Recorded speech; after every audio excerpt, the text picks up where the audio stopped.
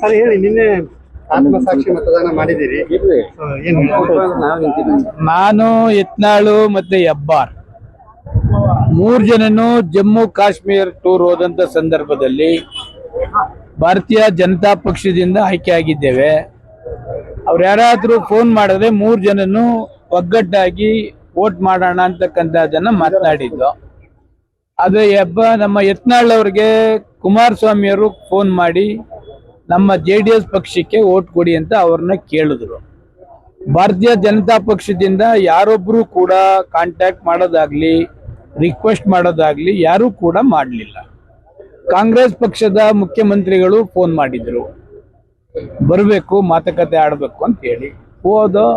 ಅವರು ರಿಕ್ವೆಸ್ಟ್ ಮಾಡಿದ್ರು, ನಾನು ರಿಕ್ವೆಸ್ಟ್ ಮಾಡಿದೆ. ನಮ್ಮ ಕ್ಷೇತ್ರದ 12 ಕಾಮಗಾರಿಗಳು, ಪ್ರಥಮ ದರ್ಜೆ ಕಾಲೇಜು ಕಟ್ಟಡ 2-3 ಇದೆ, ಅದನ್ನ ತಾವು ಮುಂದಿನ ದಿವಸಗಳಲ್ಲಿ ಮಾಡಿಕೊಟ್ರೆ ನಾನು ಆತ್ಮಸಾಕ್ಷಿ ಮತ ನಿಮ್ಮ ಹೇಳಿದಂತ ಅಭ್ಯರ್ಥಿಗೆ ನಾನು ಹಾಕ್ತೀನಿ ಅಂತ ಹೇಳಿದ್ದೆ. ಅವರು ಒಪ್ಕೊಂಡಿದ್ದಾರೆ, ನಾನು ಒಪ್ಕೊಂಡಿದ್ದೇನೆ, ಮತ ಹಾಕಿ.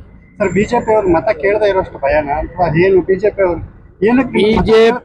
ಬಿಜೆಪಿಯವರು ವಿಜೇಂದ್ರ ಮತ್ತೆ ಅಶೋಕ್ ಇಬ್ರು ಒಬ್ರಿಗೊಬ್ರು ಒಡಂಬಡಿಕೆ ಇಲ್ಲ ಅಂತ ಕಾಣ್ತದೆ.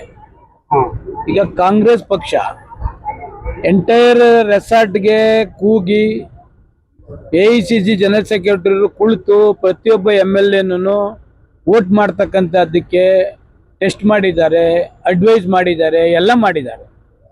ಬಿಜೆಪಿಯವರು ಯಾಕೆ ಮಾಡಲಿಲ್ಲ? ಬಿಜೆಪಿಯವರು ಎಲ್ಲರ ಒಂದ್ ಕಡೆ ಕೂಗಿ MLA ಒಳಗೆ ಈಗ ನೆನ್ನೆ ಒಂದು ವೋಟ್ ಇನ್ವ್ಯಾಲಿಡ್ ಆಗಿದೆ, MLA ಒಳಗೆ ಟ್ರೈನಿಂಗ್ ಕೊಡ್ಬೇಕಲ್ಲ, ಹೋಗ್ಬೇಕು, ಮೀಟಿಂಗ್ ಮಾಡಬೇಕು, ಯಾರ್ಯಾರು ಇದ್ದಾರೆ ಅವರಿಗೆ ಮಾಡಬೇಕು.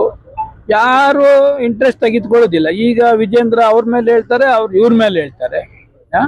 ಅದರಿಂದ ಒಬ್ರಿಗೊಬ್ರು ಅಂಡರ್ಸ್ಟ್ಯಾಂಡಿಂಗ್ ಇಲ್ಲದೆ ಇರೋ ಪ್ರಯುಕ್ತ ಅಡ್ಡ ಮತದಾನ ಆಗಿದೆ ಅಂತಕ್ಕಂಥದ್ದು ನನ್ನ ವೈಯಕ್ತಿಕ ಭಾವನೆ. ರಾಜ್ಯ ಬಿಜೆಪಿ ಹೊಂದಾಣಿಕೆ ಇಲ್ಲ.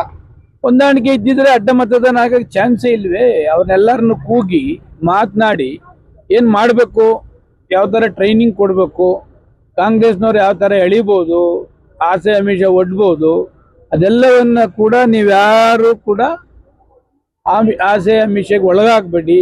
ಹೈಕಮಾಂಡ್ ಸೂಕ್ಷ್ಮ ಗಮನಿಸ್ತಾರೆ ಅಂತಕ್ಕಂಥದ್ದನ್ನೇ MLAಗಳಿಗೆ ಹೇಳ್ದೆ ಹೋದಾದ್ಮೇಲೆ ಏನಾಗ್ತದೆ?